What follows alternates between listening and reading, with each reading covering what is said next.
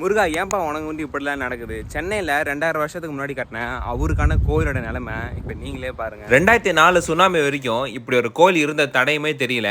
அதுக்கப்புறம் தான் அதை கண்டுபிடிச்சிருக்காங்க. இது எங்க இருக்குன்னு நீட்ல சொல்றேன், சேவ் பண்ணிக்கோங்க. ஹலோ நமஸ்தே, நான் உங்க சிவி. மகாபலிபுரம்ல இருக்க மான்யூமெண்ட்லாம் பல்லவர்களால கட்டப்பட்டது நமக்கு தெரியும். சுனாமிக்கு அப்புறம் அதுல ஒரு இன்ஸ்கிரிப்ஷன்ல இந்த ஏரியால ஒரு ஏன்ஷியன்ட் டெம்பிள் இருந்ததாகவும் அதுல இவங்க டொனேஷன் பண்ணதாகவும் எழுதியிருக்காங்க. அது ஒண்ணு தோண்டி பாக்குறப்ப தான் கீழே ஒரு பிரிக் ஃபவுண்டேஷன்ல முருகன் கோவில் இருக்கிறத கண்டுபிடிக்கிறாங்க.